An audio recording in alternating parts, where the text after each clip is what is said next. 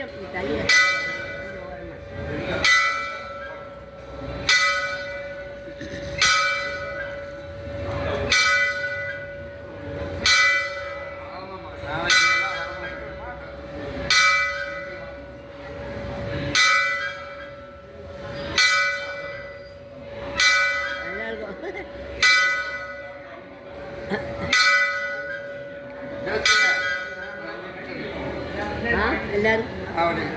பக்த கோடிகள் அனைவரும் இந்த தனுர் மாதம் முழுக்க ராம் சமாஜத்தில் எங்களை கூட ஒத்துழைத்து எல்லோரும் நீங்கள் எல்லாம் வந்து ரொம்ப நல்லா நாளைக்கு தான் பூர்த்தி இருந்தாலும் நாளைக்கு அவ்வளோவா போகி அதை தவிர்த்து நீங்கள் எல்லாம் ஆற்றுல திருவாதிரை அதெல்லாம் கொண்டாடணும் வரமாட்டேன். நீங்கள் எல்லோரும் இருக்கிறதே தான் எங்கள் ஜெயராமையர் ஒரு கைங்கரியர் முரளின்னு இருக்கார். காத்தால வந்தால் நாங்கள் வரையில இல்லையோ 5 மணிக்கு ஃபோன் பண்ணிவிடுவார். எங்களை எழுப்பி எல்லாம் இது பண்ணி இதெல்லாம் உதவியும் பண்ணிட்டுருக்கார். முதல்ல எங்கள் அர்ச்சகர் பூஜகர் மெயின் பூஜகர் ஜெயராமையிலே எங்கள் ட்ரெஷரர் வெங்கடேஸ்வரன் அவர்கள் கௌரவிப்பார்கள்.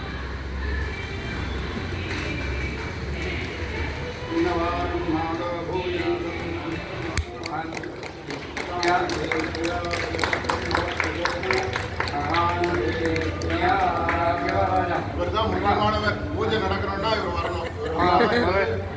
பாருங்க, முரளி இவர் லைஃப் மெம்பர் கிடையாது, பேட்டர்ன் கிடையாது.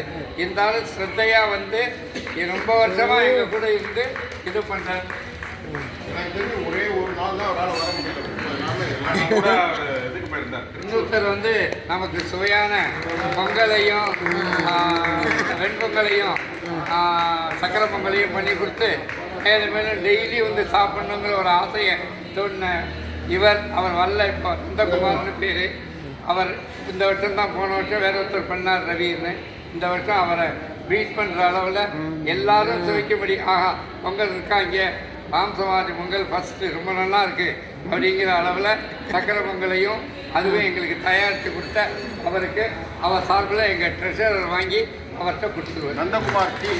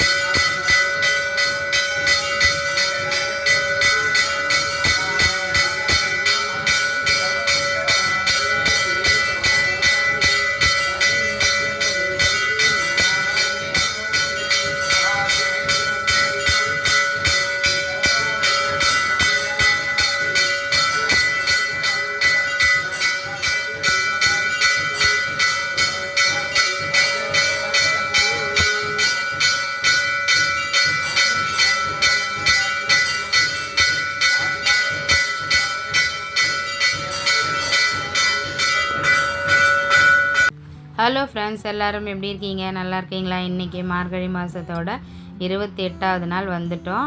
அந்த பூஜையை தான் இப்போ வீடியோவாக பார்க்க போகிறீங்க. இப்போது இந்த கிளிப்பிங்க்கு முன்னாடி வந்து ஃபஸ்ட் ஹாஃபில் வந்து நான் வந்து ஒரு வீடியோ வந்து இதோடு ஆட் பண்ணியிருக்கேன். இது என்ன வீடியோனா, நான் வந்து தினம் கோயில் போயிட்டுருக்கேன் அப்படின்னு சொல்லுவோம் பார்த்தீங்களா, அந்த கோவிலில் நடந்த அந்த ஒரு சின்ன வீடியோ கிளிப்பிங் தான் வந்து ஆட் பண்ணியிருந்தேன். நாங்கள் ரெகுலராக போகிறதுனால எல்லாருக்கும் ஒரு நன்றி சொல்லியிருந்தாங்க. அது வந்து பார்க்கவே ரொம்ப நல்லா இருந்தது. சரி, நம்ம வீடியோவோடு அதை ஆட் பண்ணி விட்டுருவோம் அப்படின்னு சொல்லிட்டு தான் உங்களுக்கு முன்னாடியே நான் ஆட் பண்ணியிருந்தேன். இப்போ வந்து மார்கழி மாதத்தோட எல்லா நாட்கள்லையுமே நான் ஒவ்வொரு சிறப்பு பற்றி சொல்லிகிட்ருப்பேன். அது வந்து என்னோட அனுபவத்தில் எனக்கு நடந்த விஷயங்களை தான் நான் வந்து உங்களோட ஷேர் பண்ணி நான் ஒவ்வொரு நாள் ஒவ்வொரு டாபிக் பற்றி பேசினேன். எல்லோரும் பார்க்கவும் செஞ்சீங்க, அது ரொம்ப தேங்க்ஸுங்க.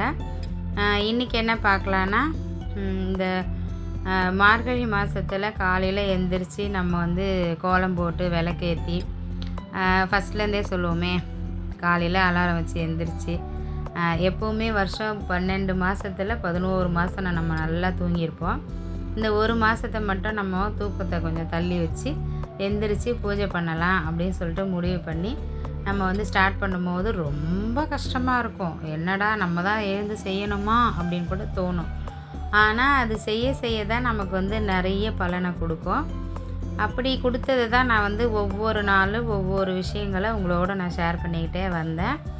அது ஷேர் பண்ண அத்தனை விஷயங்களும் முழுக்க என்னோடய அனுபவத்தை தான் நான் சொல்லியிருப்பேன். எனக்கு தெரிஞ்ச விஷயங்களை நான் வந்து உங்களுக்கு அழகாக சொல்லியிருப்பேன். இப்போயும் சொல்கிறேன், மார்கழி மாதத்தோட சிறப்பு சரி, அதில் இருக்கிற பலன்களும் சரி நிறைய இருக்குது. இவ்வளோதான் அவ்வளோதான் அதை சொல்ல முடியாது. ஒவ்வொருத்தருக்கும் ஒரு அனுபவங்கள் கிடைக்கும். அதில் எனக்கு கிடைச்ச அனுபவத்தை நான் அழகாக உங்களோட ஷேர் பண்ணியிருந்தேன். நீங்களும் அழகாக சப்போர்ட் பண்ணீங்க.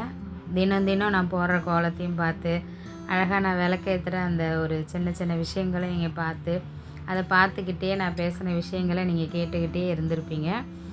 இதில் என்ன ஒரு சின்ன வருத்தம்னா, இன்றைக்கி பேசிகிட்ருக்கேன்னா இது வந்து நைட்டு 10 o'clock தான் நான் இந்த வீடியோவே பேசிகிட்ருக்கேன். ஏன்னா கொஞ்சம் நிறைய வேலை இருந்தது, என்னால் சீக்கிரமாக எடிட் பண்ணி போட முடியல. காரணம் பொங்கல் நெருக்கமாக வந்துட்டதுனால பொங்கல் வேலைகள் இன்றைக்கி சண்டே நாங்கள் வந்து க்ளீனிங் வேலையெல்லாம் முடித்து, அதுக்கப்புறம் கொஞ்சம் வெளியில் போகிற வேலையெல்லாம் முடித்து வீட்டுக்கு வர்றதுக்கே 10 மணி ஆயிடுச்சு. அதுக்கப்புறம் தான் இந்த வீடியோவை நான் பேசிகிட்ருக்கேன்.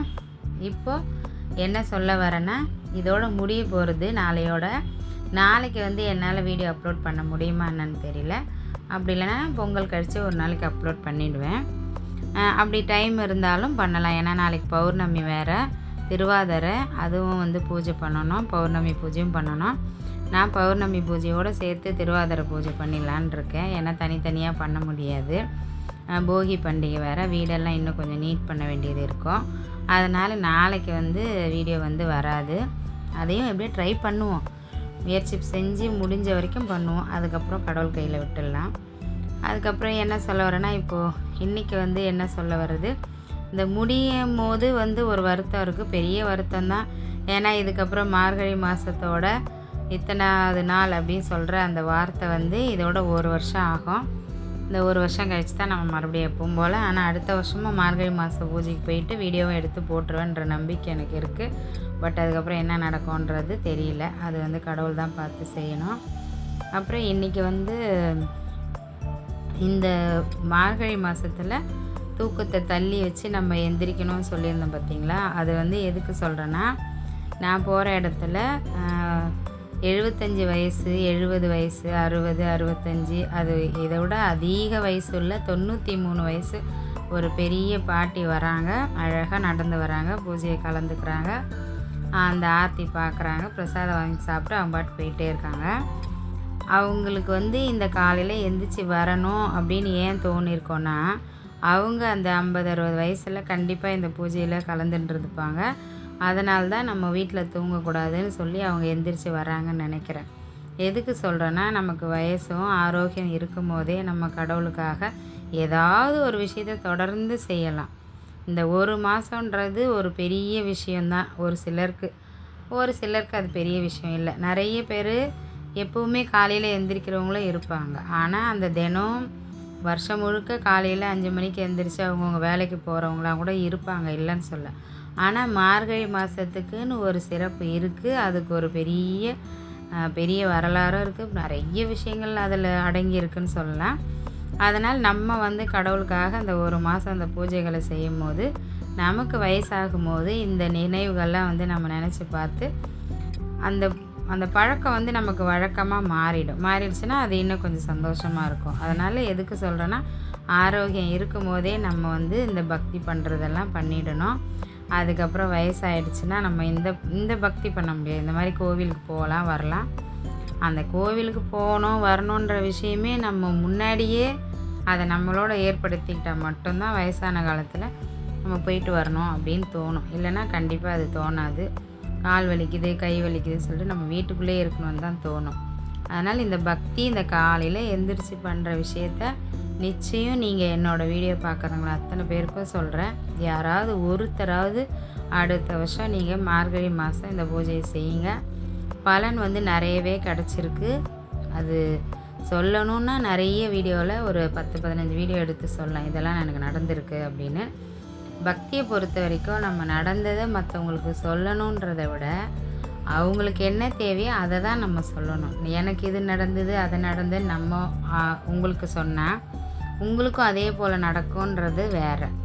என்னை விட அதிகமாகவே உங்களுக்கு பலன் கூட கிடைக்கலாம். அது கடவுளோட கையில் தான் இருக்குது. ஆனால் பலன் கண்டிப்பாக உண்டு. ஒரே மாதிரி கிடைக்கும்னு சொல்ல முடியாது. ஆகமத்தில் பக்தி பண்ணணுன்னா நமக்கு வந்து கொஞ்சமாவது கடவுளோட அனுமதியும் வேணும். இப்போ இந்த வீடியோ யாராவது பார்த்தீங்கன்னா சொல்கிறது என்னென்னா, நிச்சயம் அடுத்த வருஷம் ட்ரை பண்ணுங்கள். ட்ரை பண்ண எல்லாமே கிடைக்கும். கிடைக்காதுன்னு எதுவுமே கிடையாது.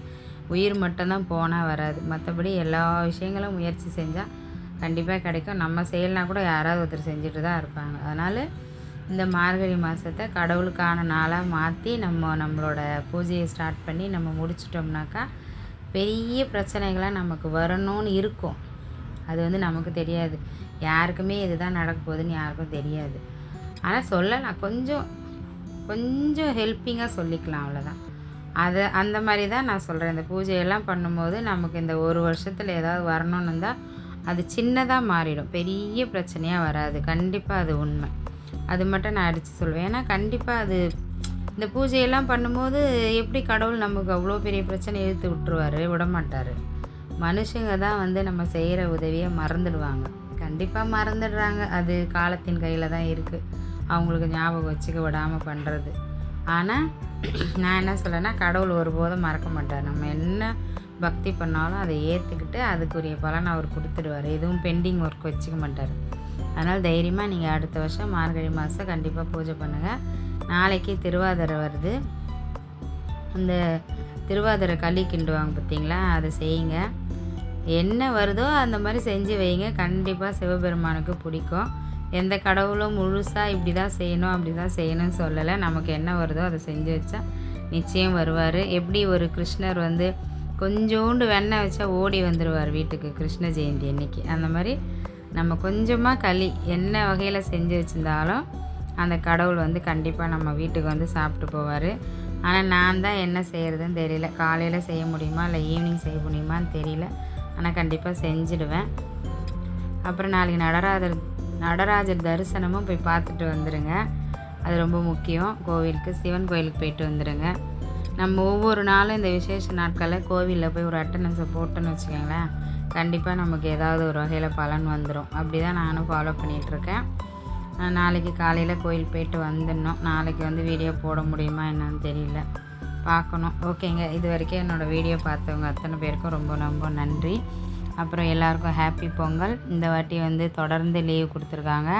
அதனால் எல்லோரும் சொந்த ஊருக்கு போய் பொங்கலை கொண்டாடி என்ஜாய் பண்ணுங்கள். ஏன்னா அந்த தமிழர்களுக்கு வந்து தொடர்ந்து வர நாள் லீவுன்றது பொங்கலை ஒட்டி தான் 3 நாள் லீவ் வரும். இந்த வாட்டி அதிகமாகவே வந்திருக்கு. நிச்சயம் நல்லா ரெஸ்ட் எடுத்துகிட்டு ஜாலியாக என்ஜாய் பண்ணிவிட்டு வாங்க. நாங்களும் அப்படியே பொங்கல் கொண்டாட்டம் போடுவோம் வீடியோ, இல்லைன்னா போட மாட்டோம். ஓகேங்க, பாய், தேங்க்யூ.